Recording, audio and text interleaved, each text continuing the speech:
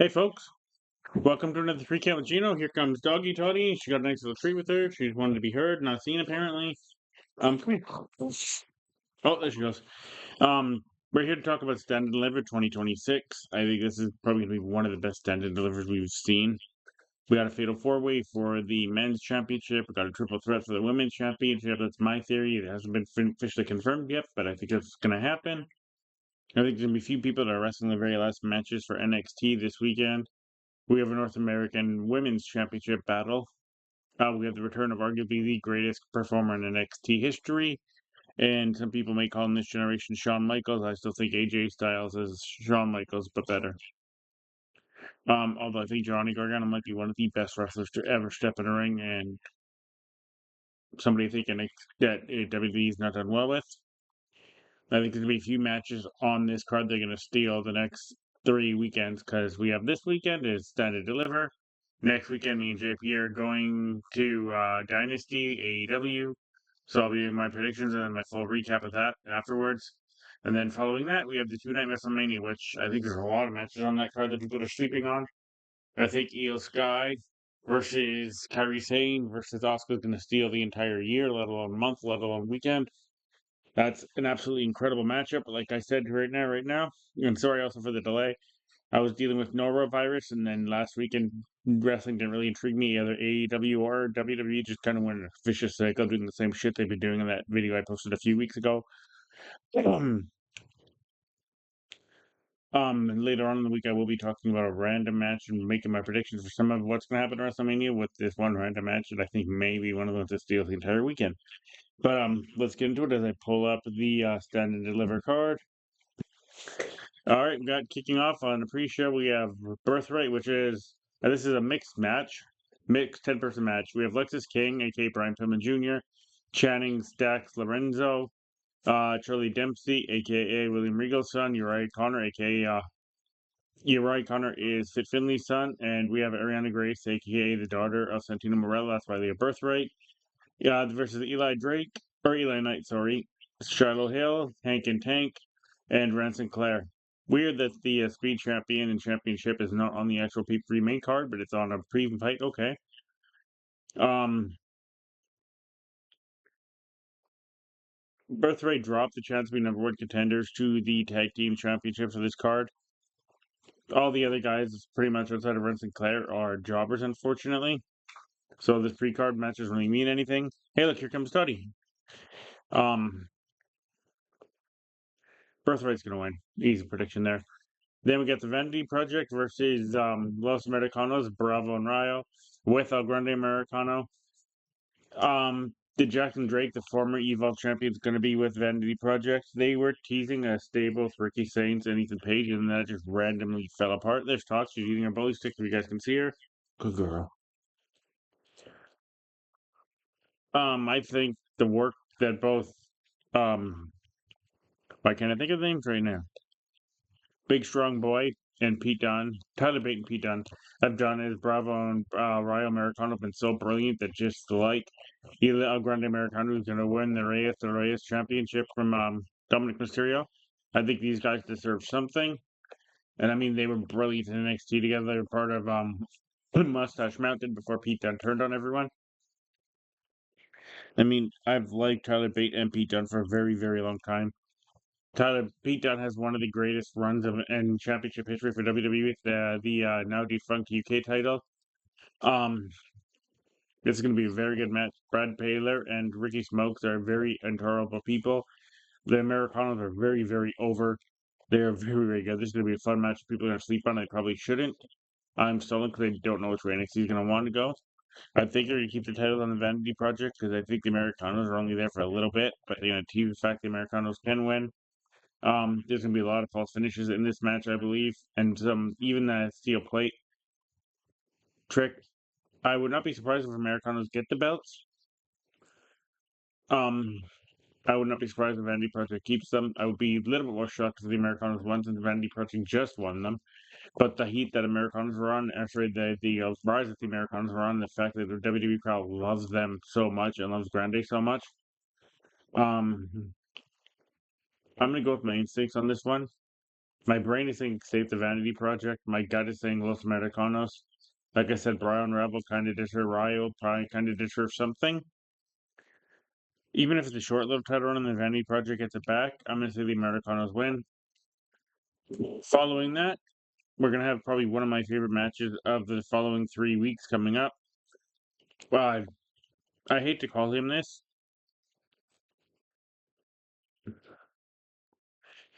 I hate to keep calling this because he reminds me of this, and I'm not using his birth default as a birth defect as a flaw, but Jeff Randy Orton, because Miles Bourne reminds me a lot of Randy Orton. Movements, gestures, the way he speaks, his actions in the ring, his moveset, versus arguably one of the greatest, I'd say, 5 wrestlers to ever step inside a wrestling ring, and Johnny Gargano, and arguably the greatest performer in NXT history, no doubt about it. If you have issue with that, talk to me in my comments below. I've seen Johnny Gargano perform in 3 stages of Hell match with Adam Cole, which arguably is still one of my favorite matches of all time. Um, I went to see that and SummerSlam the same weekend, 2019, and I still keep thinking about that match. It's arguably one of the best matches I've ever seen. The way they told the story, the moves, the movement of the match, the pace of the match, the placement of certain moves in that match, it's everything about it. I'll talk about my favorite matches in another video maybe later this week. As you can see how highly I think of that match, you know what it may be. That being said, Johnny's playing this little bum ass gimmick on WWE, where he's depressed and lays on just anything he can lay on, doesn't do anything in just in the tonic state. I mean, Miles Bourne is over as hell. I don't know if Miles Bourne needs a title, but if Johnny wins the title, it'll give him more pop to his character when he goes back to SmackDown, has the NXT title, and defends it for a little bit over there while he's still on SmackDown on the main roster. I mean, WWE is not afraid of doing that. They've kind of done it with TNA and WWE, right? And they've done it in the past where somebody from the main roster has won the NXT belt. I mean, they gave Dolph Ziggler the NXT title and a quite little run on that, right? When he was in the main roster. Um, I love Johnny Gargano. I love Miles Bourne. I think this match is going to be a match that people talk about for weeks. Just my personal opinion, this might be on one of my lists later on. Johnny Gargano is, like I said, arguably one of my favorite wrestlers on the planet. I was so happy when WWE signed him, and then they did something with him. Now recently, they haven't done much. I'm delaying because I don't know where to go with this one. I love Miles Bourne. He's on the run of his career. If he loses, does a loss really hurt him? No, because Johnny Gargano is one of the best of all time, and he's on the main roster. But if Miles Bourne loses, he's clearly going to the main roster because he's ready for it, and Johnny can go in between and defend against somebody, drop the belt to somebody else, and give him that Johnny shine. But if Miles wins, he gets that Johnny shine. Um, God damn it, why is this so hard?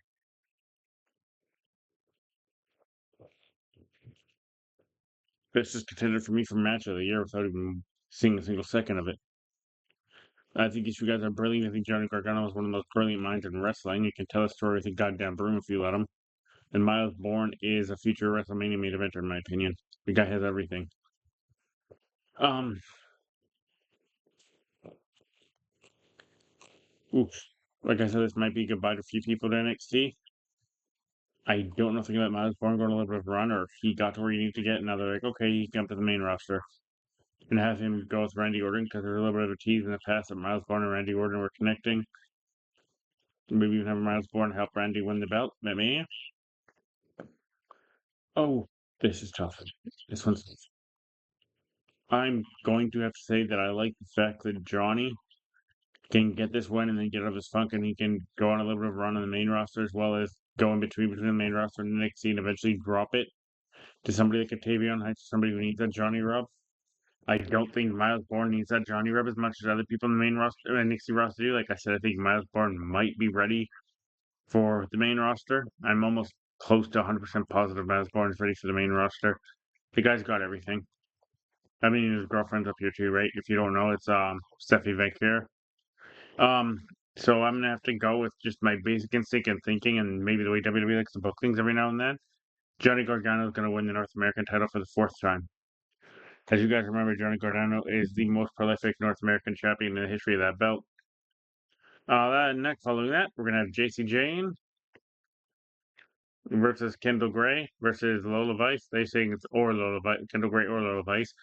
I think it's a triple threat, and I 100% think this is a goodbye to NXT for 2 of these 3 girls. JC Jane and Lola Vice are going to be going to the main roster very, very soon. They're both very, very ready for it. Jace, in my opinion, JC Jane's been ready for a while now. Hell, everyone in Fatal Attraction or Fatal Influence, sorry, is ready for the main roster. JC Jane and Phil and Henley are absolutely incredible performers. And the other one whose name escapes me right now at the moment, unfortunately, somebody let me know in the comments below. Um, she can keg along, just ride their coattails and learn from them. These two girls have been wrestling for a long time. Fallon Henley is one of my favorite wrestlers on women's wrestlers on the NXT roster. She's very, very underrated. She's won everything but the women's title in NXT. It'd be nice to see her get her chance at that, but I think Fatal Influence is a very good group that should go up together and eventually break up on the main roster. But Kendall Gray, like JC Jane is awesome. People hate on JC Jane for no reason. Lola Vice is very good. She's gotten so much better in the last couple of years when she first started. Kendall Gray is, I've been telling my buddies in my wrestling chat for this for a long time, the single closest thing I have seen to Kurt Angle as a professional wrestler since Kurt Angle. This girl's got the charisma, she's got the movement, she's got the mindset, she's got the ability to sell, to tell a story. She's another one, like I said from my before, this girl's going to main event WrestleMania for years to come. She's absolutely beautiful as well, which doesn't hurt. Um, that's probably one of my wrestling buddies right there. Yes, it is. Speak of the devil. Like I said, I think this is a goodbye to NXT for Lola Vice and JC Jane. Why not do it on the biggest show of the year for them? JC Jane has been an incredible two-time champion. In my personal opinion, this girl went from being somebody who could barely get on the TV show to just absolutely transforming herself. And people think JC Jane sucks. Well, guess what? That's part of her gimmick for you guys to hate her. So she's completely done her job on buying you guys into doing all the shit talk you do about her. This girl can transform her body, her moves, her style, her ability to talk on the microphone, her ability to lead a group. Like everything about Jason James changed, and it has absolutely been incredible to watch the last almost 2-3 years. And like I said, Fallon Henley, exact same thing. And why can't I think of the other one's name right now? It's just drawing a blank and it's pissing me off. But anyways, Kendall Gray is going to win this one. I'm going to go just basically off what I think. I think Lola Vice and JC Jane are going to the main roster. JC Jane will be on the main roster after WrestleMania, so will Lola Vice. They're both more than ready. And Kendall Gray is going to be an absolutely fantastic champion. I don't think they're doing 3 women's matches in a row, but it's the way that Wikipedia is lined up. Next, we're going to have Zarya versus Zolruka. Solruka, not Zolruka. And this is another one I think is a goodbye to NXT. Solruka is going to lose this match. It's my personal opinion. I think Zarya is going to dominate her for most of it because she has to. Winning this match does nothing for Solruka. Winning this match does everything for Zarya, and she can then become the next challenger to Kendall Gray. The Solruka is beyond ready for the main roster. She doesn't need the NXT Championship to validate that. That girl has everything there is to have as a professional wrestler. She is absolutely beautiful. She got the crazy little soul. She has probably the best finishing move in the history, and not the history of wrestling, but in wrestling right now. The fans absolutely adore her. And she can talk. And she is able to play that just pure white meat babyface self from underneath style, like a lot of like Cody Rhodes. Um, like I said, Zarya benefits 1,000% from beating Saruka, but not just beating Saruka, destroying her for the majority of this match and having Saruka have to fight against this monster, and then that poses Zarya as that monster who can dominate Kendall Gray for stretches for the NXT Women's Championship, but maybe at one point win it. Um, I just think this match is much more easy for me to predict than other ones. I think Saruka, this is her goodbye to NXT. Tatum Paxley versus Blake Monroe. I don't know because both these women can go to the main roster. They can both stay down in NXT and help that division a bit because not everyone can go right away. They need help. Not the NXT, not that saying the NXT women's division is bad. I'm just saying the fact that, excuse me, guys, you need that veteran leadership, right, to bring up the new ones like the Summer Sorrells and people like that. If you don't know who that is, go check out Evolve. You'll see. Blake Monroe and Tatum Paxley are two very good wrestlers. Tatum Paxley's transformed herself incredibly over the last year or two to get even better than she is. Blake Monroe, Mariah May, whatever you want to call her, is arguably, in my opinion, one of the best female wrestlers on the planet People didn't AEW want to talk shit about her because she left. Guess what? She left. That promo by Tony Storm condemning her to a life of mediocrity. Going to WWE is not mediocrity because there's a lot more eyes on you. You're a lot more into a bigger machine. Yes, unfortunately, it's a bigger machine, so sometimes you get lost in the shuffle. But if you hit it and you hit it well, you're a star, and WWE will milk the fuck out of you to make you that star. And I think Blake Monroe is one of those people. Is that star? Tony Storm calls it mediocrity because Tony Storm, Vince McMahon didn't understand that character. It's wrong person, wrong time. If Triple H was in charge of WWE, Tony Storm would have been one of the biggest things on the planet, in my personal opinion. Because I will never shit talk Tony Storm. She has everything there is to do. I'm delaying because I don't know how to pick this one, but I'm going to say Tatum Paxley retains. Both these women stay for a little bit of NXT, and then Blake Monroe eventually goes up.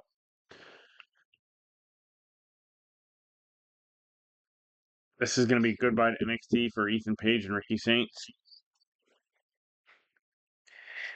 And Joe Henry just won the belt, so he ain't losing anytime soon. But Tony D'Angelo will become the number one contender again after this match is over. Eventually, Tony D'Angelo will get that belt from Joe Henry. Like I said, everywhere they need to have some veteran leadership everywhere. This is going to be a very good match. Ethan Page, in my opinion, is one of the best wrestlers on earth right now. Like, he is completely transformed himself. And when people say AEW fumbled certain things, AEW completely dropped the ball on Ethan Page. They had him start, then finish, start, then finish, start, then finish. They had no idea what the fuck they were doing with them. They put Ricky Saints on ice for a long time. I think Tony D'Angelo is going to be a future future WrestleMania guy, not a main eventer, but a future WrestleMania dude. Toddy, come here. Joe Henry just can't lose right now. The dude's on fire. The crowd loves him. He can't drop that belt right now, but if he does, he can chase it, and sometimes chase is better. But I can see Ricky Saints and Ethan Page costing themselves. And one of them taking Tony out, so he's not even part of the finish. But I think Ricky and Ethan Page are going to and their egos are going to get too much, and they're going to cost themselves. And one of these two people is going to get the big ending from Joe Henry, and that's going to be the end of the standing ovation. Sorry, that's what it's called. And Joe Henry will pin either. I'm going to go with Ricky Saints. Joe Henry's going to pin Ricky Saints in this match. It's going to be a very good match. It might be one of the match I'm least looking forward to on this card, but it's going to be a very good match. It's a very, very good pay-per-view. For those of you that don't know NXT at all, I'm a diehard NXT guy. Every single one of these matches on this card is brilliant, in my personal opinion. There's a few sleepers for contender match of the year, including a match I'm so goddamn hyped on. Johnny Gargano, my eels born. Oh my god. Just mark that in your books. And for those of you who have not paid attention or under a rock, Kendall Gray is the future of the women's division in wrestling. That being said, guys, we'll be talking to you in a few days again. Sorry, I just have not been feeling my greatest right now. But those are my predictions for NXT Stand and Deliver. If you have anything that you don't agree with or agree with, let me know in my comments below if you like. Other than that, we'll talk to you in a few days. Right, guys?